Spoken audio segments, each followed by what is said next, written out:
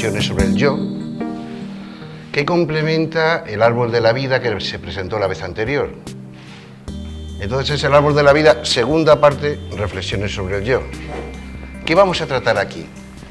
No vamos a repetir las explicaciones anteriores, ¿no? Lo que vamos a tratar son las dificultades que se crean entre el yo, el cuerpo, la conciencia, el psiquismo, etcétera, ¿no? Y que de alguna forma le pueden liar a uno y no emprender ese proceso que comentábamos la vez anterior. Es decir, son como dificultades previas. En realidad el material es como una introducción al árbol de la vida, que se trató la vez anterior, ¿no? O sea que esto es un antes del árbol de la vida, unas consideraciones a tener en cuenta, ¿no? Vamos a ir leyendo y explicando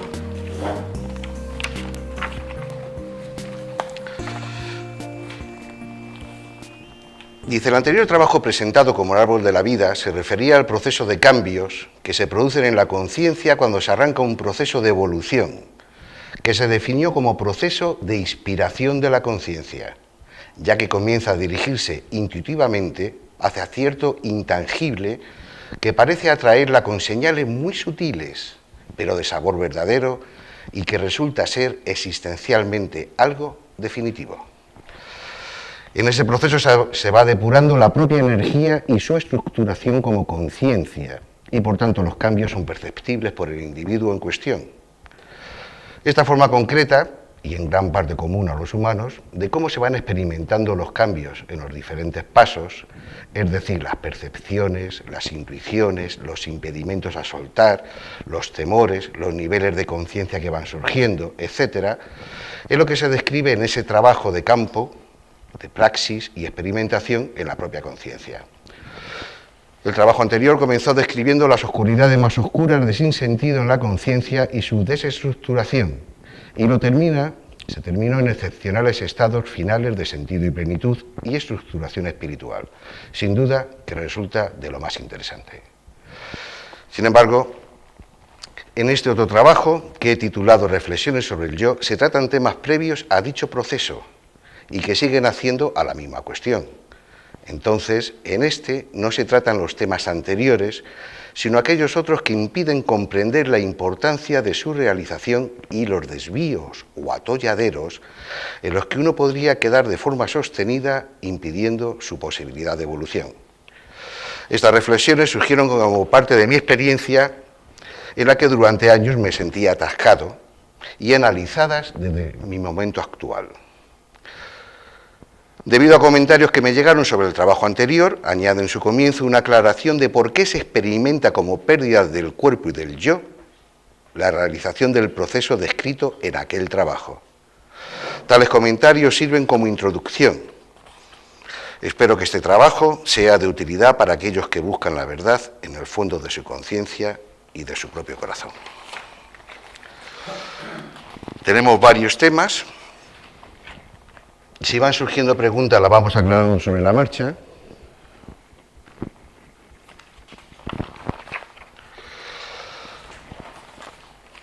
Dice, ¿por qué se experimenta cenestésicamente como pérdida del cuerpo y del yo en la depuración que se va efectuando en el recorrido por el árbol?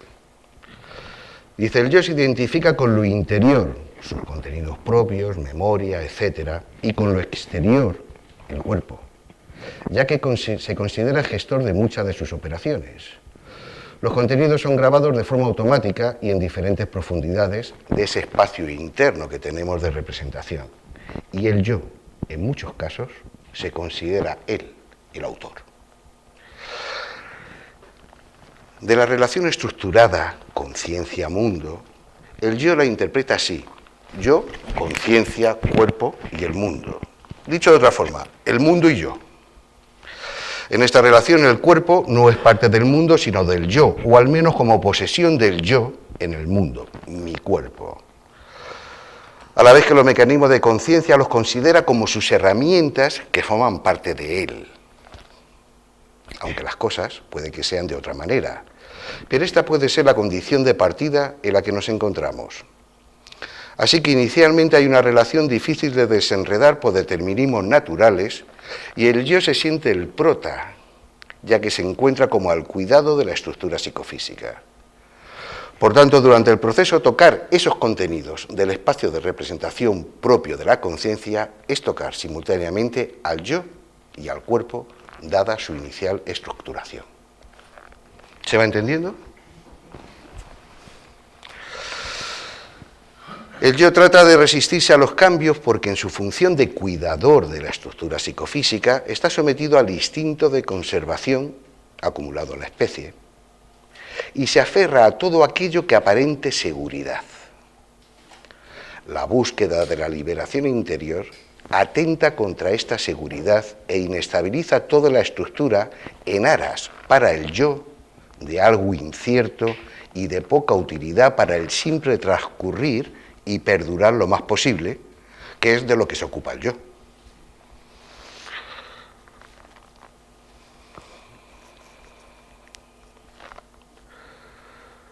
La vida progresa porque en su confrontación con el mundo, la energía o el doble se estructura como conciencia, de forma cada vez más compleja para asegurar su supervivencia. La vida progresa alimentándose de esta difusa energía vital.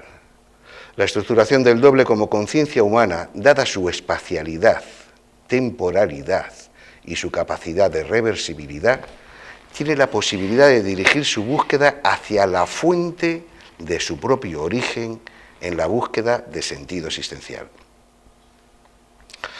Proceso en el cual también puede cambiarse la condición energética inicial, hasta poder llegar a transmutarse. Pero esto resulta innecesario para el simple transcurrir de la propia vida, regulada por el instinto de conservación, ya desde sus comienzos. Es por ello que tal posibilidad solo surge como acto libre. Y tal acto es de inconformismo y rebeldía. Y solo puede surgir tras la recuperación de gran parte de la energía aplicada como vitalidad difusa del simple transcurrir. Es el fracaso de este simple transcurrir falto de sentido el que permite acumular una energía ya desaplicada de etapas anteriores en la elaboración de un sentido acto de ruptura del encadenamiento hacia el mundo, que llamamos acto libre, iniciándose un proceso de liberación definible como conciencia inspirada, donde se invierte la dirección de la aplicación energética que progresivamente se dirige no solamente hacia el mundo como destinatario de la intención, sino también hacia el interior de la persona. Estamos hablando de una mirada interna.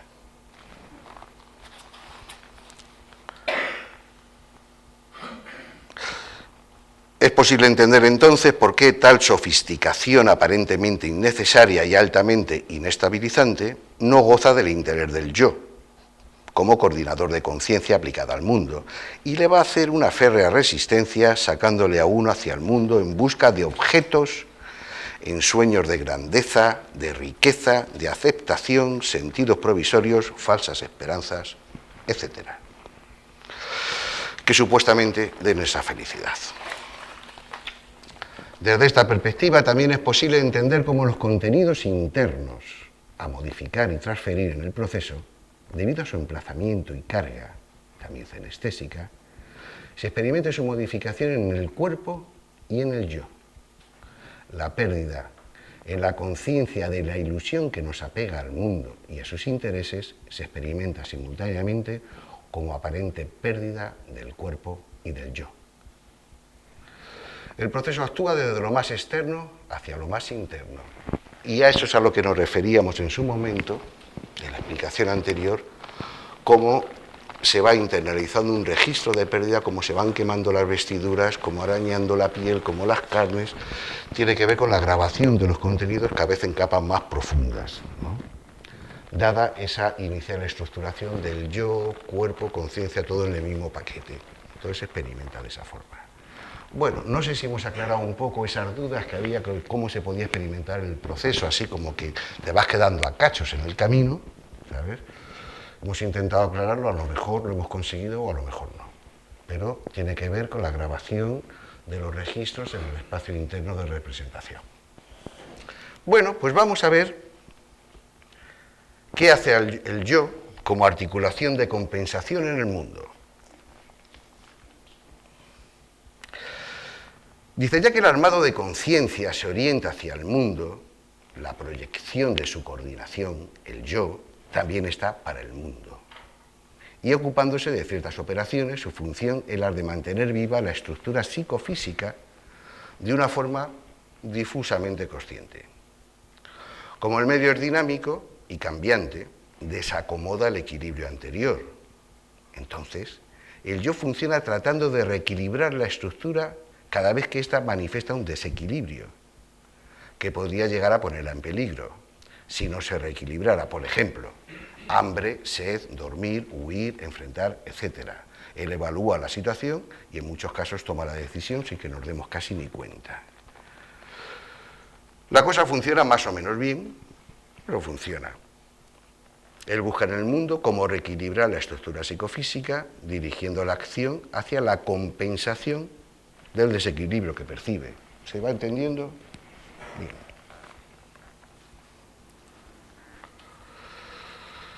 Desde este punto de vista, el yo resulta imprescindible y es la base para tener cierta conciencia del mundo. O sea, cumple una función muy interesante, no hay que tener esas guerras con el yo. Son otros los temas. Sigue el escrito, diciendo los animales no tienen yo. El yo es un paso evolutivo hacia adelante, es un logro de la conciencia dentro de un proceso mecánico de acumulación en la especie. Es una posibilidad para lograr una verdadera identidad.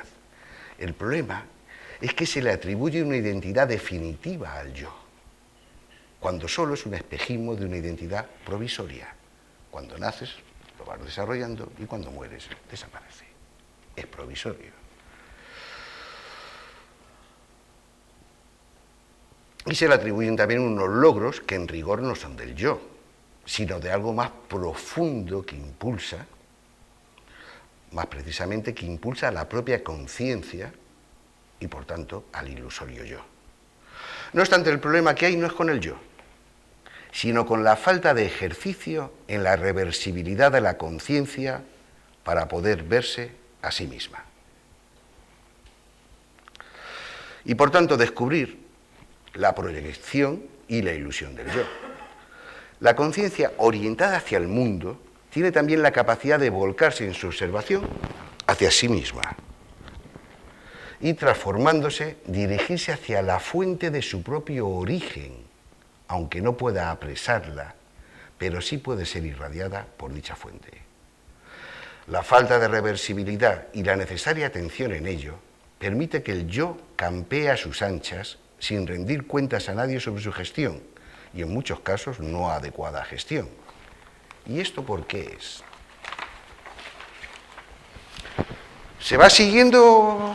¿Sí? Cuando has dicho que el yo, los animales no tienen yo. Claro, porque el yo es como una identidad, ¿sabes? Provisoria, pero es una identidad. Yo estoy aquí, yo existo. Ese tipo de conciencia no lo tienen los animales, en general. O sea, a lo mejor que me dicen, los delfines tienen un poco de, bueno, no te sabría decir, ¿no? Pero no es propio del reino animal. Porque para tener un yo hace falta una espacialidad de la conciencia, hace falta una temporalidad de la conciencia, hace falta varias características de la conciencia, ¿sabes? Ya a nivel bastante más complejo que la que utilizan los animales, en general, ¿no? Que aunque se muevan por estímulos de enfrento o rechazo, etcétera, etcétera, no tienen esa complejidad.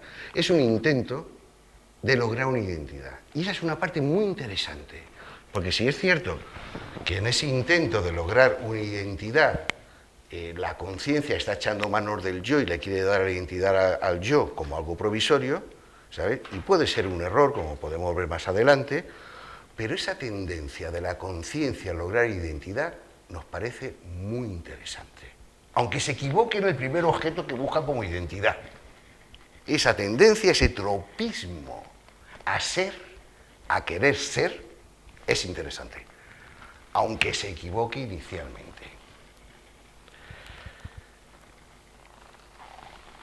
Vamos a tratar el tema del impulso original que impulsa a la propia conciencia y, por tanto, al propio yo que hace las gestiones de esa conciencia, alguna de sus operaciones, ¿no?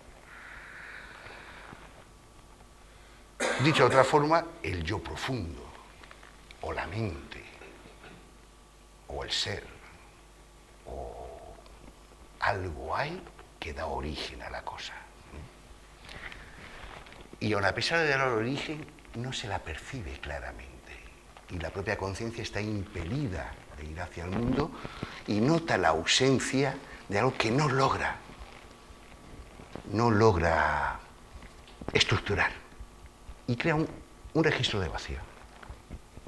Que el yo inmediatamente trata de compensarlo en el mundo a través de objetos. Valores, situaciones, prestigios, esto, lo otro. Y claro, no lo puede resolver en el mundo. Porque tal cosa no está para afuera, sino que está como hacia adentro. Y esa es la trampa y el lío que, bueno, lo vamos a tocar un poquito más adelante. Dice el yo profundo, el impulso original. Dice, la conciencia percibe una ausencia primordial, ya que está siendo impulsada por algo que no llega a precisar. Es un acto, la conciencia lanza un acto, pero no encuentra el objeto. Por ejemplo, ¿quién soy? El objeto que compensa ese acto de saber quién soy, el yo, la conciencia se va a buscarlo al mundo. En su utilidad, en su relación con el mundo.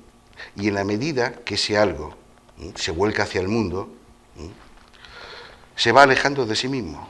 Es decir, cuanto más se busca fuera, más te alejas de encontrarlo dentro.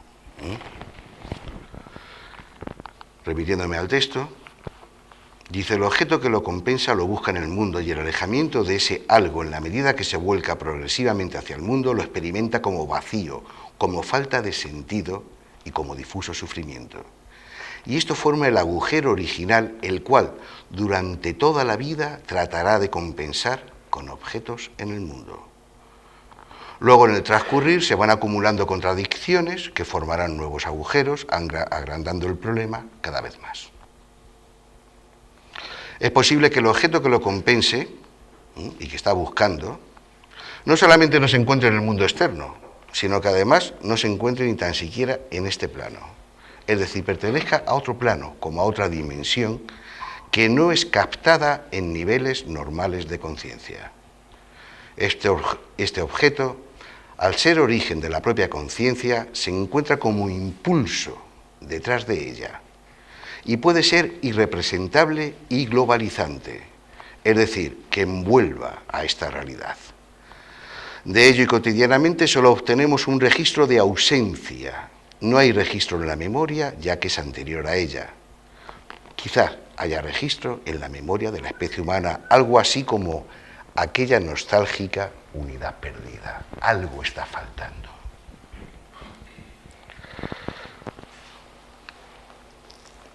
Sobre este punto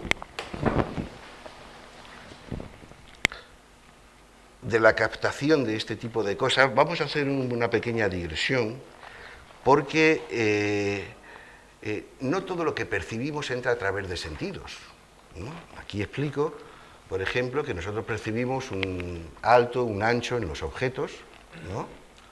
Pero el tema de la profundidad de campo, no es una percepción de los sentidos, es una abstracción de la conciencia.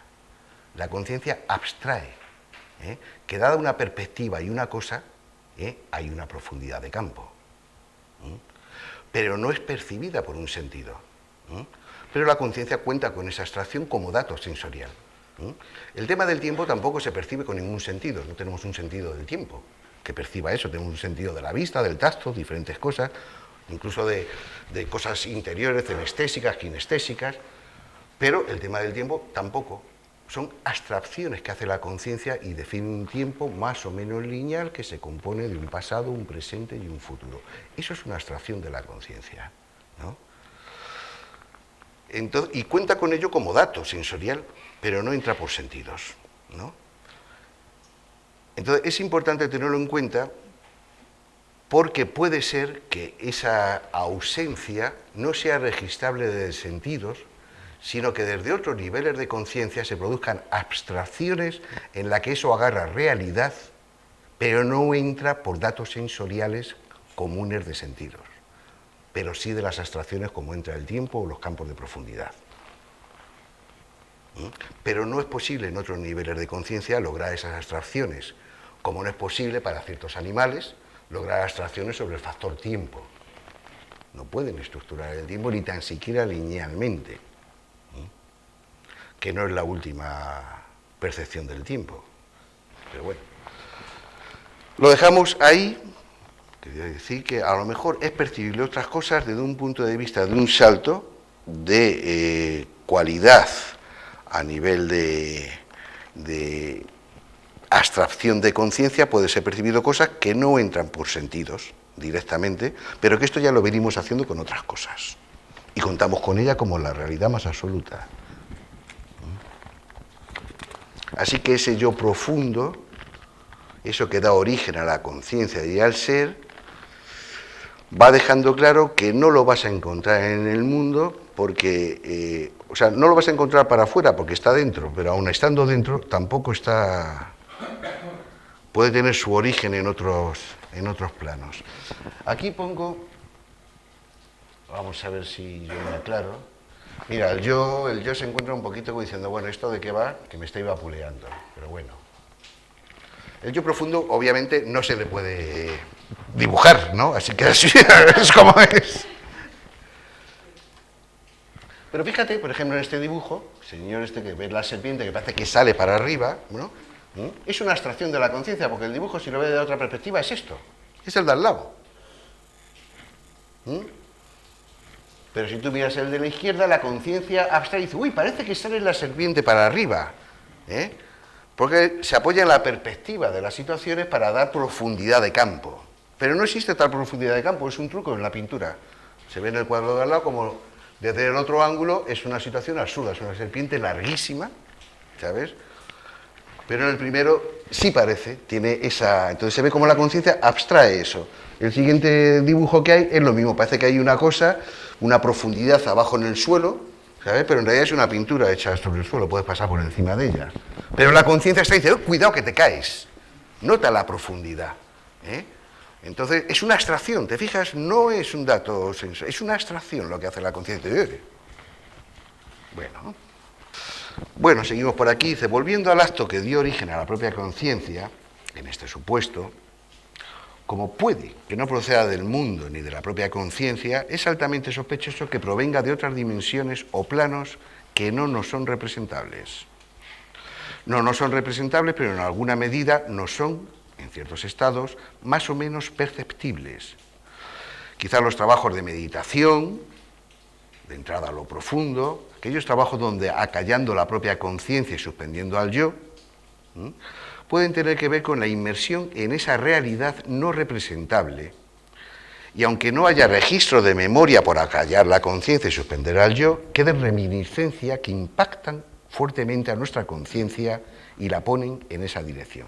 Es decir, uno no recuerda sumergirse en el agua, pero regresa mojado.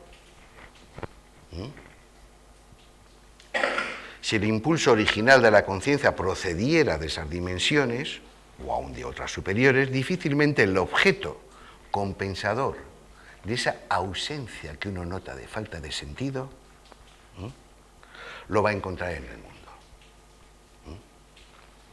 Comprándose coches, casas, buscando que le quieran, difícilmente va a encontrar ese objeto.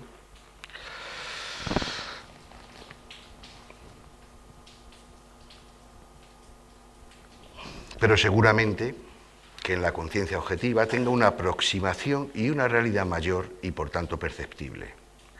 Este objeto resultaría ser fuertemente impactante y compensador de la búsqueda que completara ese acto inicial de la conciencia, eso que da origen a la conciencia. Hay un paso en el proceso del árbol de la vida que se explicó la vez anterior que da buena cuenta de ello.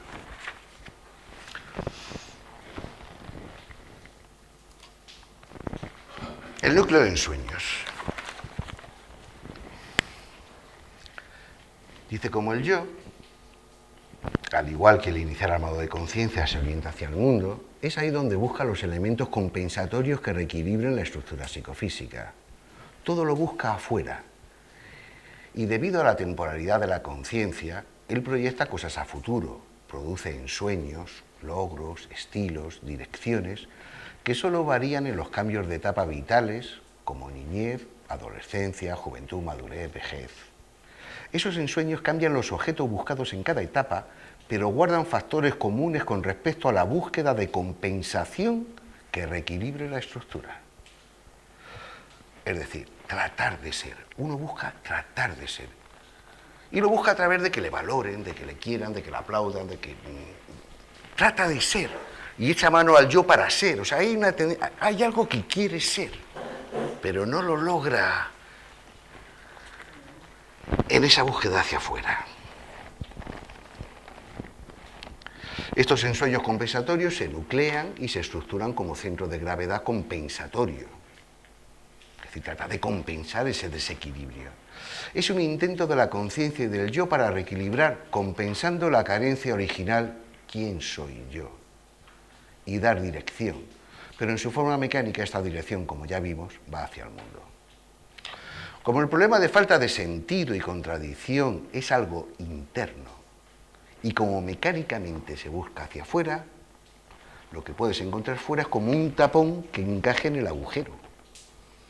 Por lo tanto, se proyectan en sueños de prestigio, reconocimientos, triunfos, sexo, dinero, poder, etc., en un intento del yo por tener un significado propio, por ser.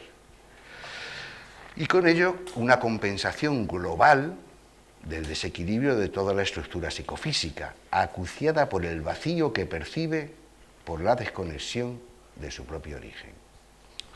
Toda búsqueda hacia lo externo de sentido y de impulso original está sentenciada a producir mayor alejamiento, desconexión interior y sufrimiento.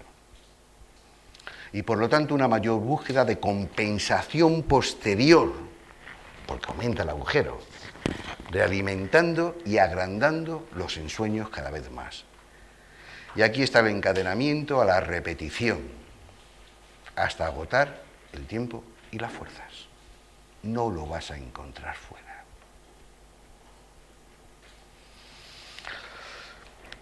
Por esa falta de reversibilidad de la conciencia, y por tanto de supervisión consciente, el yo se desenfrena y pierde toda pauta. Es como estar en manos de un presidente que ha enloquecido y cada decisión es un nuevo desastre. Y además este presidente es vitalicio, le tienes de por vida, es como una dictadura. Te va metiendo cada vez en más líos.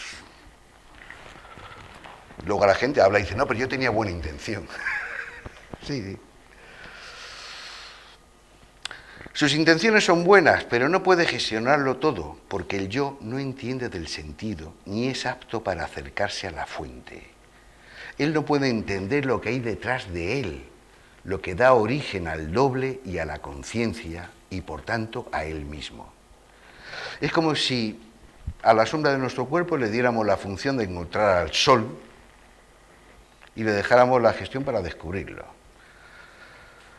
Hay que recordar esto, el yo se orienta hacia el mundo y mecánicamente todo lo va a ir a buscar ahí. No se trata pues de buscar tapones, sino de cerrar los agujeros. Lo interesante de todo esto es observar la tendencia, el tropismo de la conciencia que está empeñada en querer ser. El yo y los ensueños cumplen malamente esta expectativa, ya que lo que logran es parecer, pero no ser. Y el ser está justo en dirección inversa al parecer. Solamente si se logra el ser, se completará el inicial acto de conciencia. No en vano nos hablaron durante años de una mirada interna. Temas existenciales. Como estamos viendo, estos temas van en otra dirección, no van hacia afuera, van hacia adentro. Son un tema a ejercitar con atención y la reversibilidad de la conciencia. ¿Se entiende qué es reversibilidad de la conciencia? Darle una vuelta. Bien, Pues es darle una vuelta como un calcetín. O sea, la conciencia va para operar en el mundo. Claro, no puede tropezar con los escalones, tiene que saber cómo acercarse a la fuente de abastecimiento o que opera hacia el mundo. Pero además tiene la capacidad de la conciencia, si se la ejercita, ¿sabes?, de dirigirse hacia adentro, hacia observarse a sí misma. Y eso se le llama reversibilidad de la conciencia. Entonces la conciencia puede empezar a tomar conciencia de sí misma, conciencia de la propia conciencia.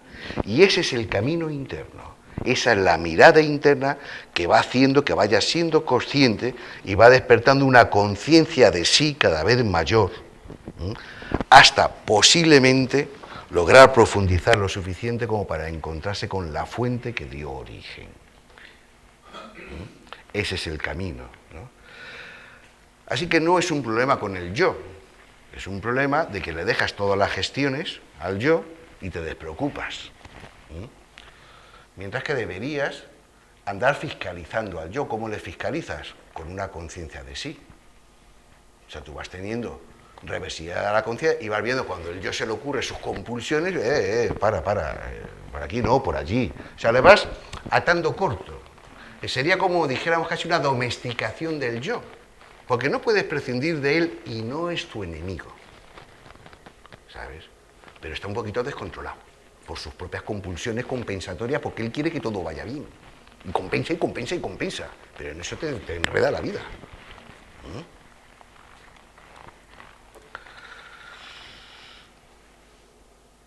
En el tiempo es tanto lo que uno salió hacia afuera que perdemos desde la temprana niñez el contacto con lo interior, con el sentido. Y esto va sucediendo en la medida que se iba formando el yo. En esa progresiva desconexión va aumentando el vacío interno que se experimenta como sufrimiento. El yo, entonces, trata de compensar de nuevo el desequilibrio y refuerza más ensueños. En la dirección de esos ensueños se cometen nuevas contradicciones, se atenta contra la vida, contra el plan. Esto produce un mayor vacío y un mayor sufrimiento, y el yo vuelve a reforzar y a reforzar y a reforzar ensueños compensatorios, o sea, tapones para esos agujeros, tratando de reequilibrar el desequilibrio, arrastrándote cada vez a un desastre mayor. Y en ese circuito, ahí enredado, entre el vacío y el sufrimiento acumulado, y el intento del yo proyectando ensueños para su compensación, ahí se nos va la vida, de repetición en repetición, agotando toda energía y todo tiempo. Pobre yo, dice el escrito, él hace lo que puede.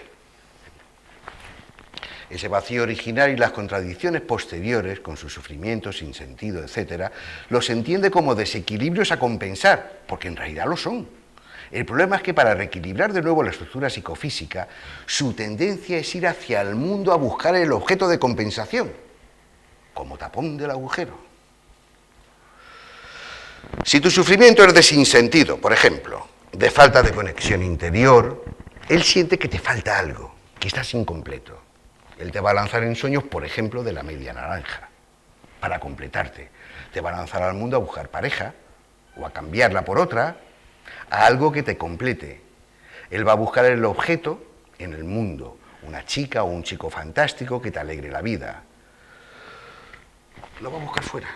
Eso es lo que va a hacer. Repito que él no entiende de lo interno.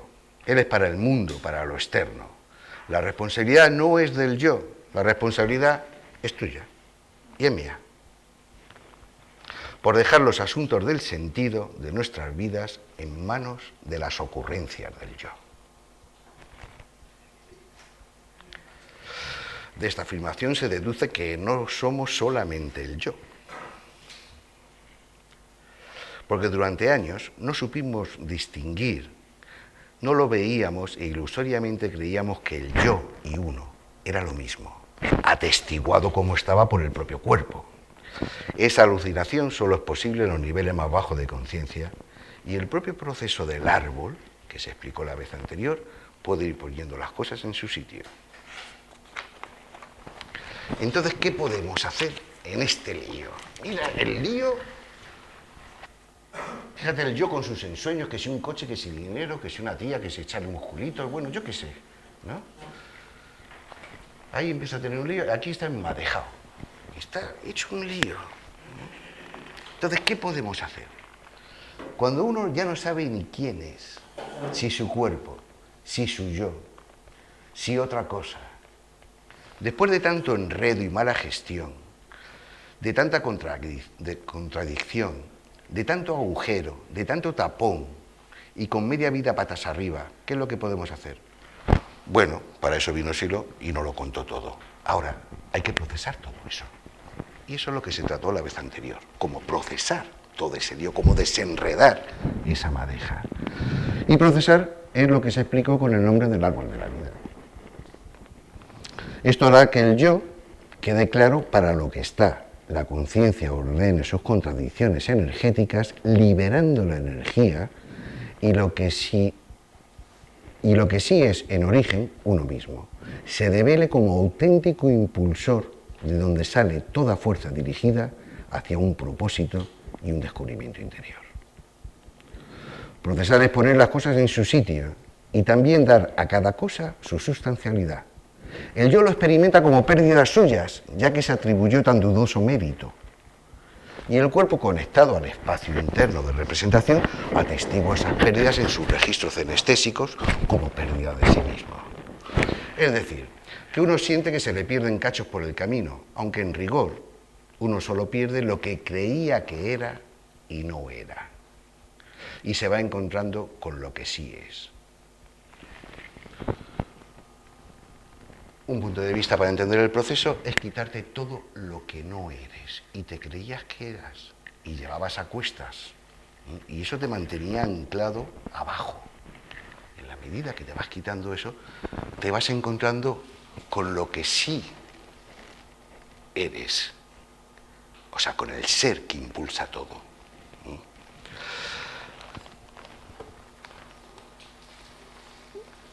Algunos definen ese proceso, que se explicó como el árbol, como desprogramación,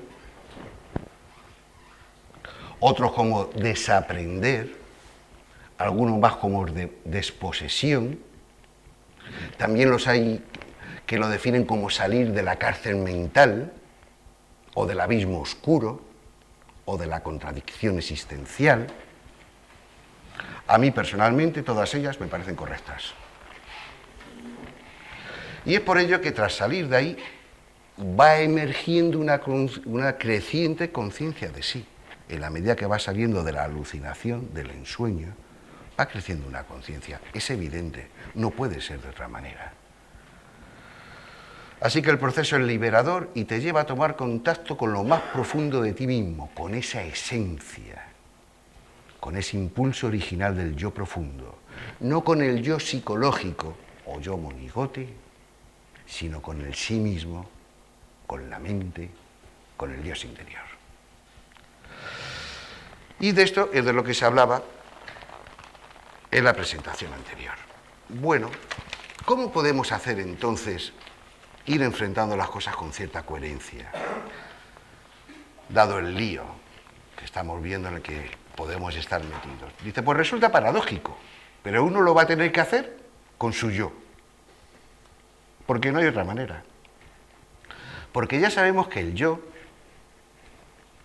es un subproducto, una abstracción coordinadora de la conciencia, y el trabajo lo vamos a realizar con la conciencia y para la conciencia, y naturalmente coordinado en muchas de sus operaciones, pero no dirigido por el yo.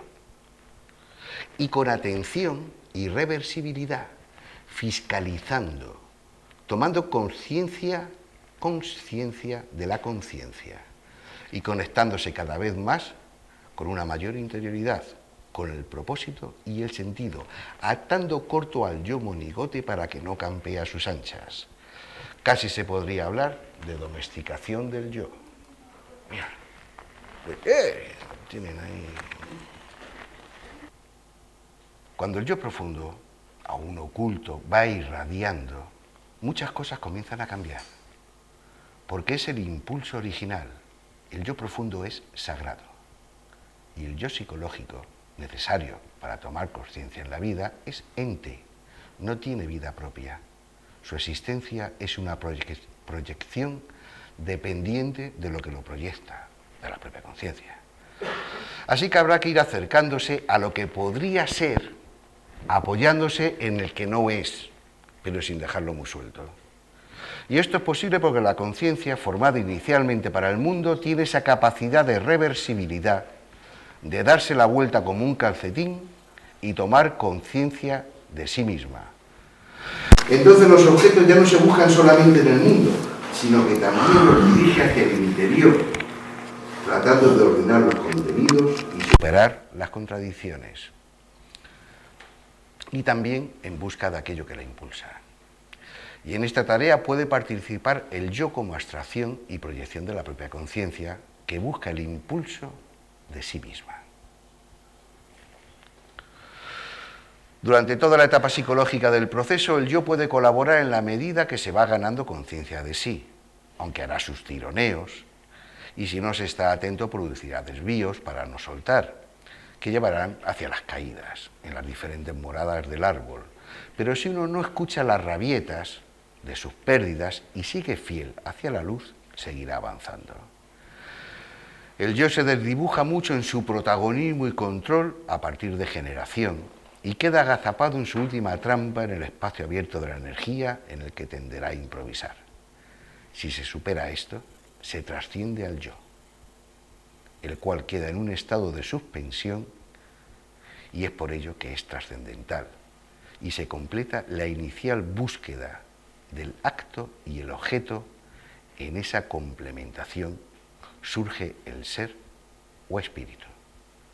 El yo y el núcleo de ensueños sufrirán una seria transformación y desplazamiento, dejando de eclipsar por primera vez la irradiación espiritual de la luz del plan, lo que llevará a la conciencia a un nivel de objetiva. Después de esto, el yo psicológico queda reacomodado y se ocupa de sus cosas y deja de ejercer control. Lo más importante es que, por sobre todo, ya no busca compensaciones externas a las carencias de sentido. Primero, porque ya hay sentido, se superó la contradicción y el sufrimiento. Segundo, porque al encontrar el objeto que compensa el acto de búsqueda del impulso original, es decir, a manifestarse el yo profundo, se desvanece el mecánicamente compensador núcleo de ensueños. Y tercero, porque el proceso evolutivo trascendió al propio yo. Y lo humano ser ahora es guiado por un plan como centro irradiador interno. No hay mayor logro. Este hecho cambia la vida radicalmente de quien lo experimenta.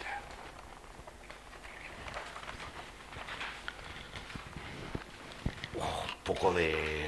es denso, ¿no? ¿O no? Bueno, un cuento para aliviar la pesadez, el sopor. Vamos a contar un cuento que trata de ilustrar un poco lo que hemos dicho. Pero los cuentos, más que para el intelecto, como estas explicaciones, son más como para sentirlos, dejarse llevar por ellos, son como para el corazón. Así que vamos a ver cómo opera en este cuento. Bueno, vamos a ver. Quizá tenga que ver con el propósito de por qué hemos nacido aquí, a qué hemos venido, qué habría que lograr, en esencia. Vamos a ver si el cuento puede echar una mano en todo esto. Se titula Las minas, una interesante misión. Dice, enormes grupos de voluntarios se ofrecían para aquella misión. La verdad es que resultaba del todo interesante. Una oportunidad sin igual. Había que bajar a las minas, a mundos lejanos, a por aquella excepcional materia prima, aquel oro vivo y resplandeciente, alimento de toda realidad. Y gentes cantidades salían a diario en aquella dirección. Todos comprendían lo que significaba disponer del radiante fulgor. Además, todos tenían claro que lo podrían realizar. No parecía haber problema en ello, aunque se les avisó que entrañaba una gran dificultad, porque debido a los gases de ese mundo se quedarían dormidos y en medio de su sueño y por sí mismos tendrían que despertar. No obstante, se les había entregado una chispa de luz que llamaron la chispa sagrada, donde además iba grabada la misión a realizar, y también para que se iluminaran y no quedaran perdidos en las minas, perdidos en aquella oscuridad. Pero no podían adentrarse demasiado en aquellas profundidades o la chispa perdería intensidad. La misión tenía 3 desenlaces posibles. Los que no hubiesen depurado el oro vivo, convenientemente, por ser demasiado pesado, no lo podrían transportar y debería quedar allí en las minas, y ellos regresarían a su lugar de origen con las manos vacías. No se sabía si habría una nueva oportunidad. Los que hubieran depurado parte y no la totalidad, se les dirigiría a una estación intermedia diseñada especialmente para su manufacturación y durante un tiempo concreto, donde podrían acabar su trabajo o no, dentro de un nuevo plazo. Y los que terminaran el proceso de depuración de esa energía, de depuración de ese oro vivo, y regresaran con el radiante fulgor, se les promocionaría un nuevo rango por considerarles preparados para nuevas misiones de mayor alcance. Pero estas ya no serían de minería, y sin definirlo mucho, solo dijeron que irían dirigidas hacia el infinito, hacia la eternidad. El plazo de tiempo estaba fijado en cada caso, así como las herramientas que se habían adjudicado a cada cual, y las condiciones de minería con las que les tocaba operar. Una vez finalizada de misión no realizada, como medio realizada con opción a prórroga, o altamente satisfactoria con la consecuente promoción. Todo estaba claro. Pero una vez en las minas, los gases densos de aquel mundo producían el sopor. Allí entre sus sombras, en aquella oscuridad de las profundidades, los quehaceres se entorpecían y progresivamente los motivos del viaje se desdibujaban y todo caía en el olvido. El sueño había comenzado, se habían quedado dormidos. En su sueño algunos decidían establecerse en sus oscuras profundidades, adentrándose más y más en el caótico laberinto, acumulando metales y cosas que no eran los que fueron a buscar. Esto debilitaba la chispa de luz, la chispa sagrada, con la que habían sido dotados inicialmente. Entonces recurrieron a artificiales luminarias que alumbraran aquella realidad. Pero las baterías de esas provisionales luces se agotaban en aquel desenfreno acumulativo que no acababa jamás. Algunos lo llamaban las falsas soluciones o los sentidos provisorios a esas baterías para iluminar la realidad. ¿Y todo eso para qué acumulaban tanto? Demasiado peso. Era evidente que no lo podían sacar. Muchos se olvidaron del oro vivo y perdidos entre las sombras quedaron enterrados para siempre en aquellos oscuros laberintos, agotando el tiempo de la misión. Había también quien traicionándolo todo, hacían su negocio, vendiendo todo tipo de luces provisorias a los demás, sabiendo que se agotarían y se perderían en esos laberintos. Y otros más, con su artificial lucecilla, hacían su negocio, arrastrando tras de sí multitudes oscurecidas que no sabían hacia dónde dirigirse. La situación era caótica. Desde el Centro de Gestión de Misiones se mandaron emisarios cualificados para recordarles la misión, con los verdaderos motivos de el para qué bajaron a las minas, a aquellos mundos inferiores donde se encontraba en bruto el oro vivo que había que depurar. Pocos escucharon. Aquel caos absurdo de mercadería insensata en su ensueño había formado su propia realidad, donde todos se empujaban para acaparar más y más. Las injusticias, los abusos, las desigualdades, la manipulación y la expoliación campeaban a sus anchas con total impunidad. Los pocos que escucharon sospecharon que efectivamente se habían quedado dormidos y que era otro el motivo de su viaje, pero que lo habían olvidado. Entonces tuvieron que comenzar a desprenderse de todo material inútil que habían acumulado y que ya no les dejaba andar. A eso se le llama proceso. Luego se pusieron a depurar aquella increíble materia prima viva, lavándola repetidas veces, separándola a las impurezas más groseras. Posteriormente la sometieron a altas temperaturas donde comenzaba a manifestar su fuerte resplandor. Finalmente se producían las emanaciones de la vida, siendo aquellos vapores vivos los que contenían la esencia dorada del infinito y radiante fulgor. Ese fulgor resplandecía con tanta fuerza que quedaba unido y ensamblado a la olvidada e inicial chispa de luz, chispa sagrada, que iluminaba en las profundidades y guardaba codificado el interés de la misión y con la que había sido dotado su portador. Y entonces, saliendo del extraño sueño, despertaron y recordaron quiénes eran y a qué habían venido. A su vez, el recién nacido fulgor guardaba también toda la información de lo efectuado durante la misión. Chispa y fulgor eran necesarios para evaluar la misión. Además, el radiante fulgor vivo ya no quemaba, se había asentado. Ahora era luz y liberación. Ya no hacía falta luminarias artificiales ni ningún otro material. Todo lo demás no contaba, no valía, no se podía sacar.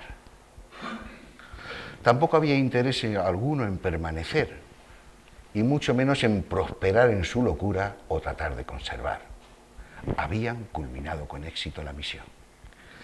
Mientras esperaban el momento para salir de aquellas minas, de aquellos mundos inferiores, contaron a otros lo que habían experimentado, lo que habían recordado y lo que habían aprendido. Pero al igual que con los emisarios, muchos no escucharon. No estaban dispuestos a tener que abandonar nada del sobrepeso que portaban, porque les daba seguridad. Otros porque les daba una ventaja sobre aquellos que, impresionados por el poder de sus cosas y conocimientos, se dejaban manipular. Y otros que parecían escuchar, lavaban con una mano el oro vivo y con la otra lo volvían a ensuciar. De forma que se sentían diferentes a aquellos que no se ocupaban de estas cosas, y en esa rutina absurda soñaban con despertar. Pero también hubo otros más que con decisión y firmeza decidieron soltar los lastres y se pusieron en aquel proceso de depuración, primero lavando y secando el formidable metal vivo, luego calentándolo hasta su resplandor. Después hacían surgir las fulgurantes emanaciones doradas y finalmente la esencia viva les envolvía en un eterno resplandor. Seres luminosos salieron entonces de aquellas minas, de aquellos mundos inferiores, hacia el infinito espacio, donde las fronteras se diluían entre lo interior y lo exterior, portando su chispa sagrada y el radiante fulgor, síntesis de aquel oro vivo, ahora transmutado en infinito e ilimitado, sin forma definida y liberado. Y habiendo cumplido el propósito de su viaje, se dirigieron jubilosos al remoto lugar donde se evalúa lo efectuado, dispuestos para una nueva misión. Digresión final, un poco más de lo indemostrable. Cuando la energía organizada como conciencia en un cuerpo deje de animarlo porque finalizó su plazo, el yo desaparecerá porque ya no habrá conciencia para el mundo que lo proyecte. Pero si la energía de esa conciencia se liberó y se descubrió a sí misma y su impulso original, si transmutó su cualidad energética de su oro vivo, que diría el cuento, quedará nucleada y ensamblada con el impulso sagrado y original o yo profundo. Es decir, estructurada como espíritu. Quizás el propósito de nuestra llegada a este mundo fue venir aquí como posibilidad a por este traje de luces.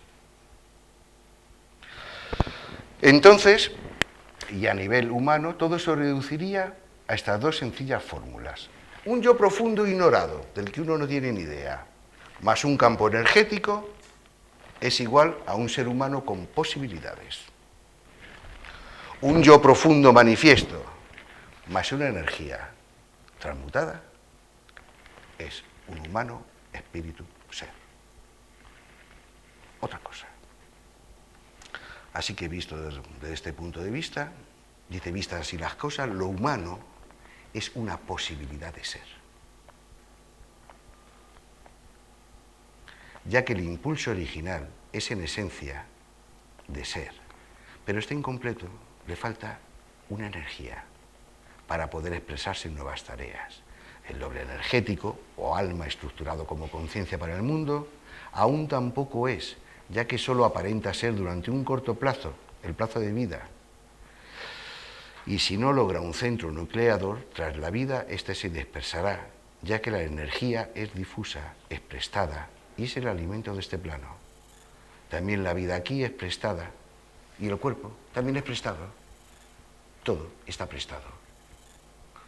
Entonces, en principio, todo es prestado y provisionalmente al servicio de ese impulso original, esencia de ser.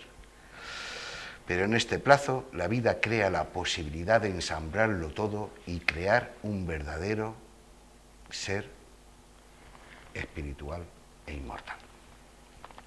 Claro que para ello habrá que hacer primeramente evolucionar esa energía, liberándose de los automatismos, y luego transmutarla en energía espiritual. Entonces ya no será prestada, habrá sido conseguida o ganada, ya que no es apta para inicialmente vida difusa o material de este plano, pero sí puede ser la base para otro plano o vida espiritual. Quizás este nuevo ser sí es la verdadera identidad a lograr y no el yo psicológico inicial. Repito esta frase. Quizás el propósito de nuestra llegada fue venir al mundo como posibilidad a por este traje de luces.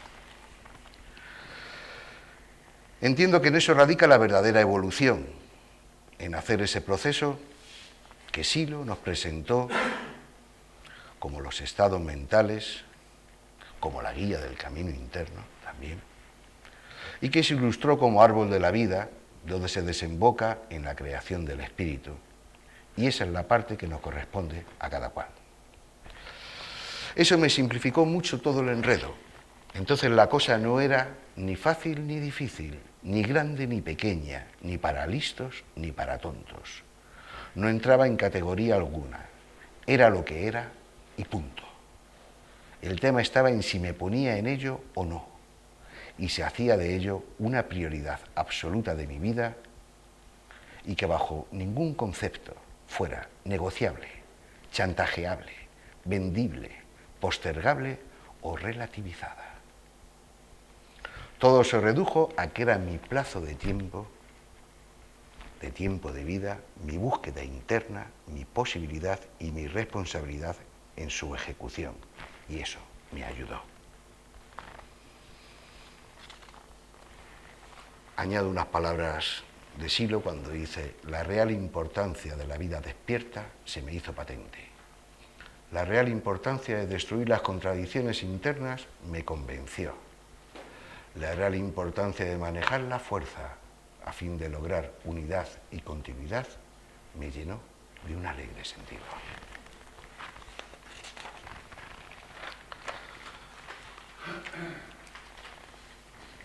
También creo que ese espíritu no es con lo que se viene, sino lo que se podría lograr.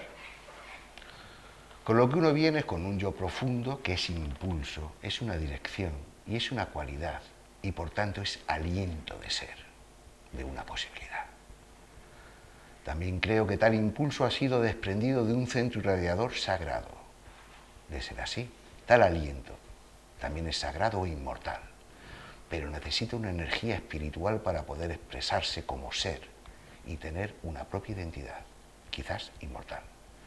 Y creo que esa energía se encuentra aquí, en su estado difuso, pero con tropismo hacia lo espiritual, y que tal energía la conocemos como doble energético o alma.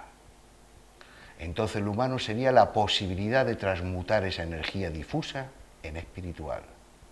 Y además también creo que todo ello es parte de un plan de evolución universal. Y puestos a creer, sigo creyendo, y creo que cuando esta energía aún está en proceso hacia su nivel espiritual y se le acabó el tiempo, es decir, arrancó el proceso pero no lo terminó, quizás ahí hay una próloga de un espacio y un tiempo para ver si lo logra o no. Y quizás sea eso lo que conocemos como trascendencia. En esta definición, como yo la entiendo, trato de diferenciar la trascendencia como próloga de la trascendencia espiritual inmortal. Es decir, algo se podría terminar aquí y no hace falta próloga, o no lo has terminado y te hace falta próloga. Lo gracioso de todo esto, de todo lo dicho hasta aquí, es que no hay nada que se pueda demostrar, es cierto. No se puede demostrar que las cosas sean así, pero tampoco se puede demostrar que no lo sean. Afirmar o negar lo dicho no sirve para nada, salvo en las consecuencias de posicionamiento y responsabilidad frente a la propia vida que de ello derive. ¿Me pongo en ello o no?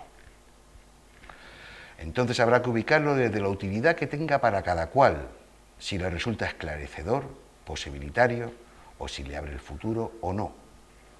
A mí me dan una interesante perspectiva y me ayudó mucho a emplazarme livianito, pero con seriedad. Y por sobre todo para dejar de perder el tiempo en quejarme, discutir, culpabilizar, justificarme o dedicarme a quehaceres justificativos para sentirme en tema o para salirme de él. En definitiva, y apelando a dichos populares, dejar de marear la perdiz, separar el trigo de la paja y coger al toro por los cuernos. Ojalá lo expuesto hasta aquí tenga también utilidad para otros. A mí me sirvió y mucho, y por eso lo cuento. Para terminar esta poquito densa exposición, vamos a rescatar las ideas centrales tratadas. Son 5 puntos. 5 puntos. La conciencia humana, primer punto, la conciencia humana, por su compleja elaboración, tiene unas posibilidades evolutivas excepcionales, a su manera, pero capta la temporalidad como pasado, presente y futuro. Capta la espacialidad como largo, ancho y alto y profundidad. Y proyecta una identidad propia y provisoria como el yo, que no es muy acertada en la identidad, pero es un logro regalado, que permite comenzar a dirigirse hacia el ser consciente. Además, manifiesta una tendencia a lograr una identidad propia, algo muy interesante. Y por último, tiene la capacidad de reversibilidad, de darse la vuelta hacia sí misma. Y de esta reversibilidad deriva la cualidad y la posibilidad de trabajar en distintos niveles, en estados superiores a la vigilia ordinaria, como conciencia de sí, o también como otra superior llamada lúcida u objetiva, que evidenciaría otra realidad superior. Y todo ello son claves que no tienen otras conciencias de otras formas de vida. Hasta aquí estas grandes ventajas han sido regaladas por el proceso mecánico y quizás alguna ayuda, y acumulado en la evolución de la conciencia en esta forma de vida que definimos como ser humano. Segundo punto, sobre el acto y el objeto. Sabemos que todo acto es una tensión de búsqueda, y busca el objeto exacto que lo compense, lo relaje. Tengo hambre, busco comida. Bien. Pues bien, el nacer es un acto que busca su objeto. ¿Quién soy? ¿Para qué he venido?